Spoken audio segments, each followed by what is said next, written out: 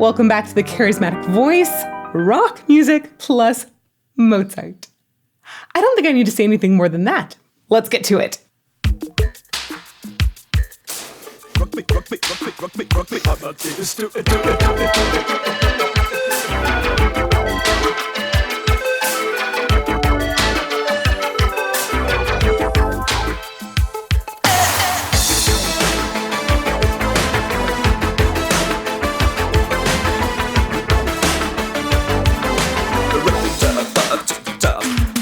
Ein Punker und er lebte in der großen Stadt. Es war in Wien, war Vienna, wo er alles tat. Er hatte Schulden der Natur, doch ihn liebten alle Frauen. Und jede rief, na kann man Rock Me Amadeus. Er war Superstar, er war populär, er war so exaltiert, because er hatte Flair. Er war ein Virtuose, war ein Rockidol.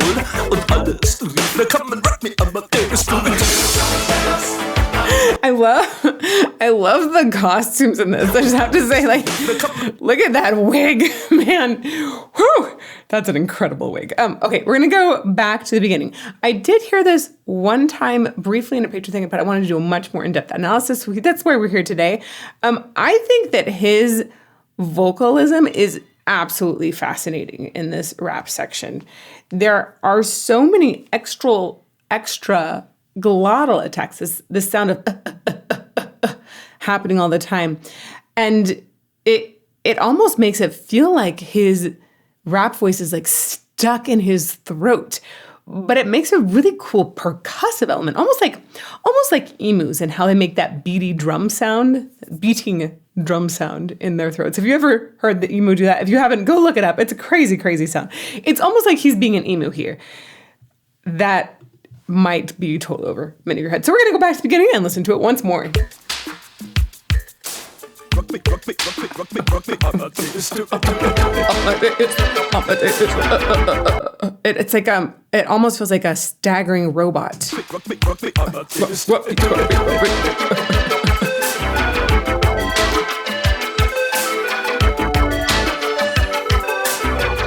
So synthy.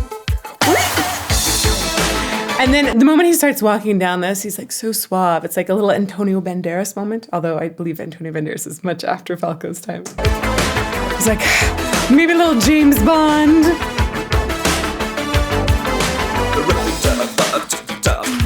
It's like he's attending the opera, which of course Mozart's well known for. I'll keep going a little more here. In der großen Stadt, es war in Wien, war Vienna, wo er alles tat. Er hatte Schulden der Natur, doch ihn liebten alle Frauen. Und jede rief, na kann man Rock Me Amadeus. Come on, rock me, Amadeus. Come on, rock me, Amadeus. So let's talk a little bit more about this vocalism, this style that he's developed. So it's almost like we're not letting the voice get past this point. It keeps hanging out right here. I was talking about a glottal attack earlier.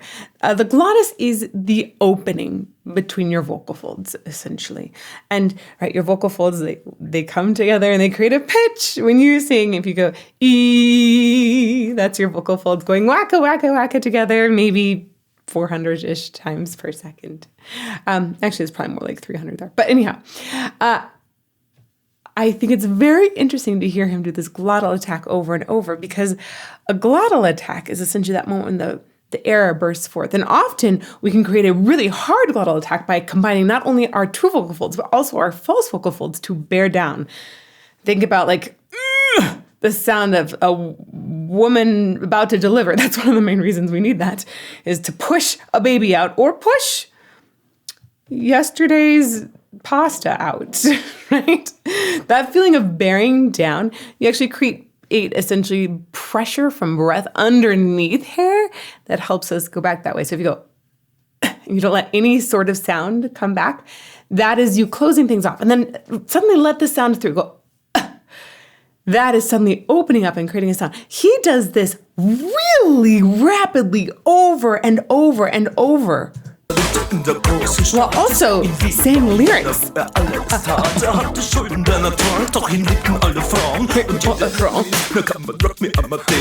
And even when he's starting a sound that isn't just from a glottal attack, usually glottal attacks would be used to start a vowel.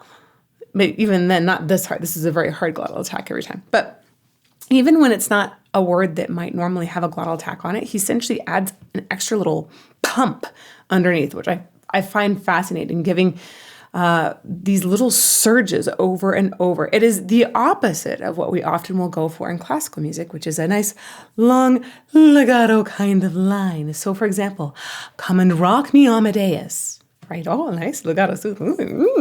Right? And come and rock me Amadeus. This feels very... it feels very staccato. It makes me have like little pulses in my diaphragm. It's actually very uncomfortable for me to create right here. And this is this weird juxtaposition because he's going to an opera here, which loves this kind of thing. And instead he's doing this kind of choppy motion. More on that in a little bit. We're going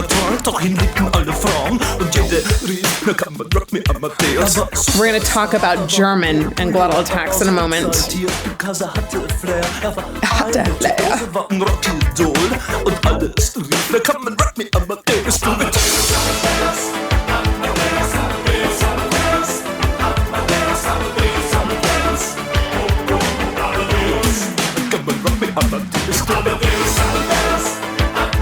Oh, is he playing Mozart now?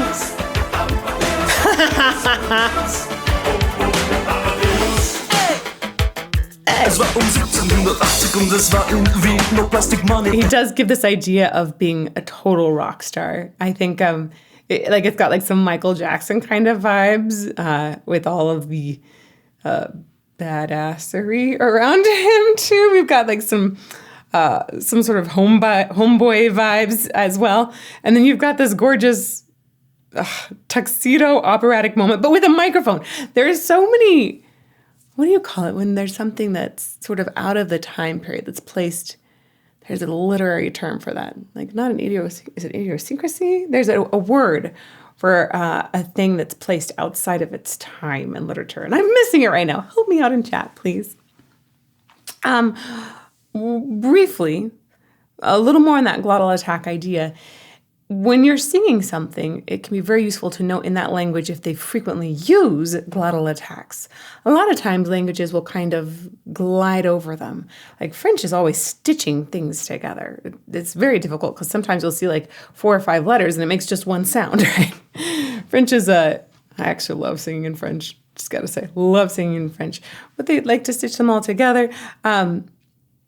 German is full of glottal attacks. It's actually one of the defining things about their language that has to be observed when singing it. I know this very well because I've sung so many Mozart operas. I've done Pamina so many times. I also did a lot of Constanze, both big German heroines. And you have to be very careful about when you're going to have a glottal attack within the operatic framework. But all this is to say, he's speaking in German, rapping in German. So it's interesting to hear him take that German glottal attack one step further the whole time. I think this would be much more difficult to achieve in a language like French.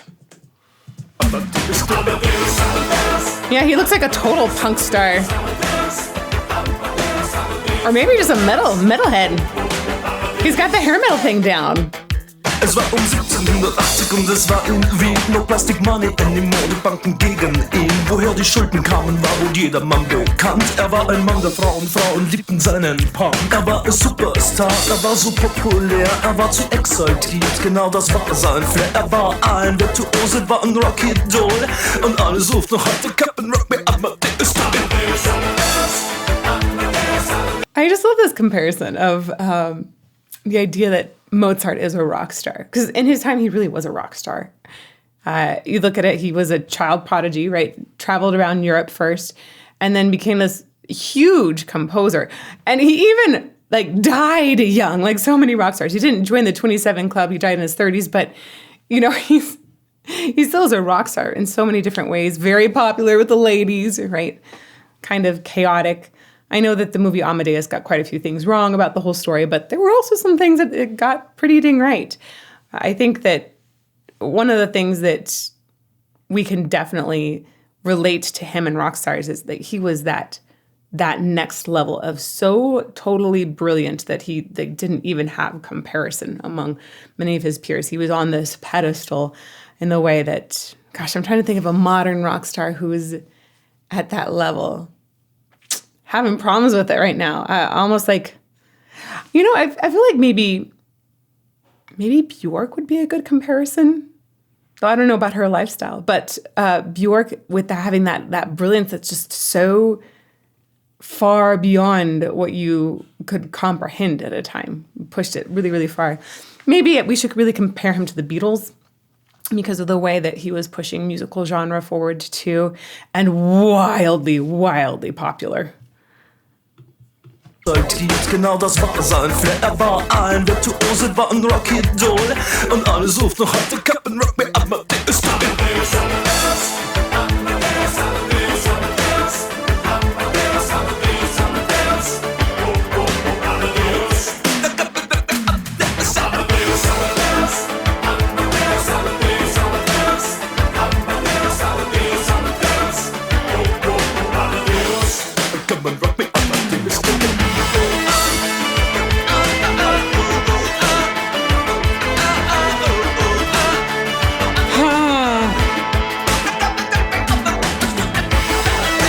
Listen to that.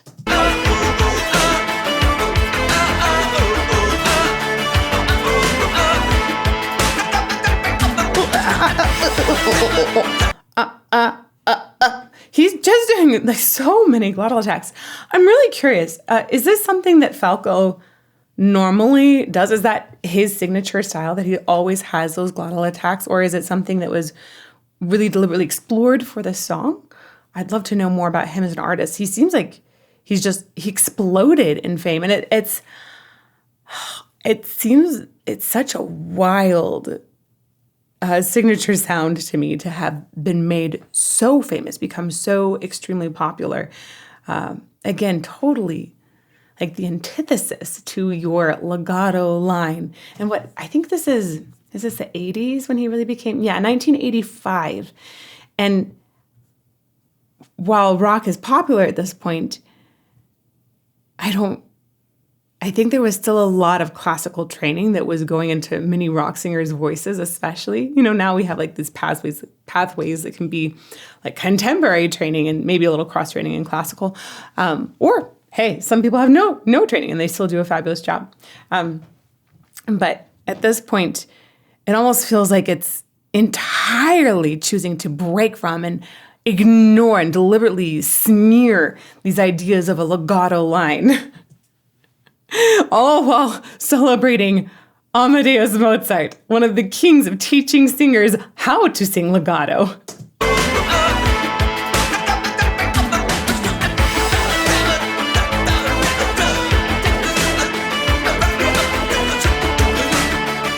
It's almost like he's got...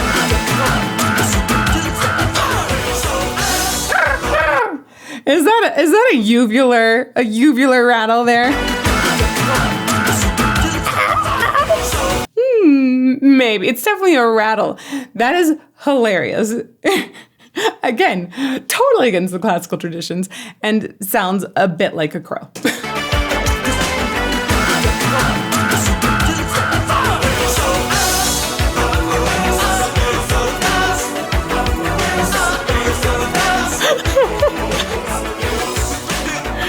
Sing my songs, sing my requiem.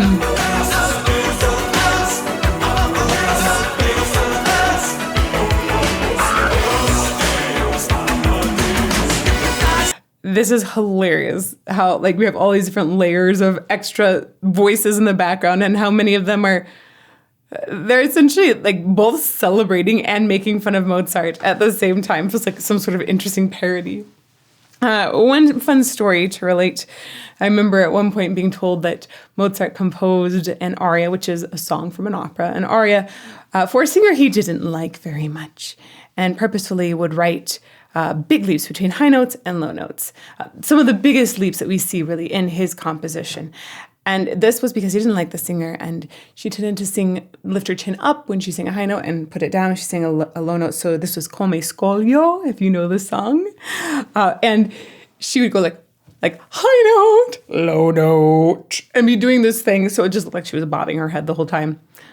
I think that's ridiculous. And he absolutely, from what I've read about him, he did have that kind of humor.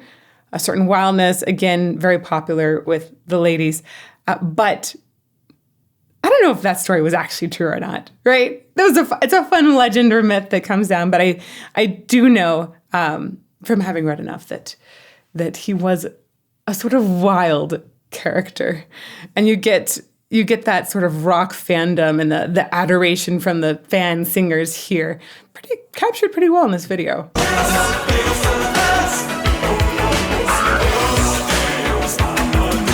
He would totally have ridden a motorcycle if they existed in the 1700s.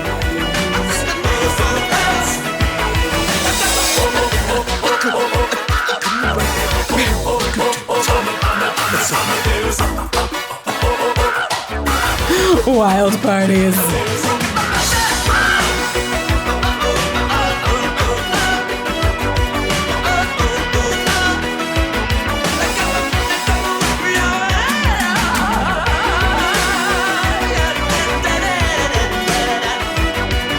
What?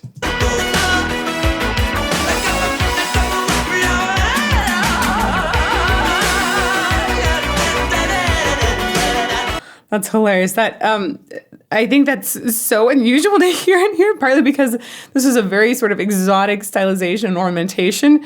And while Mozart was incredibly well-traveled, I don't think he was necessarily taking any influence from Eastern music. Do we call this Eastern music? I think it's like more Middle Eastern. And it did have a moment in there, though, that had like this massive wobbly vibrato, which can be just characteristic of another exotic style.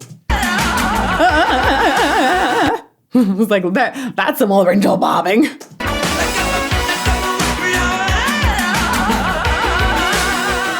Ridiculous.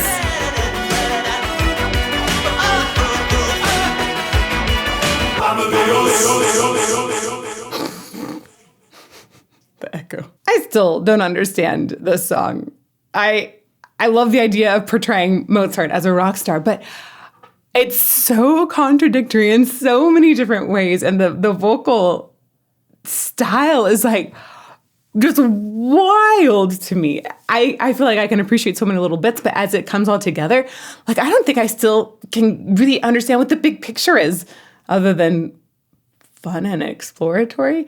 I would love to hear your thoughts in the comments below. So please leave a message for me. And then if you want to see some more analysis of what I would consider very quirky songs, check out this playlist over here.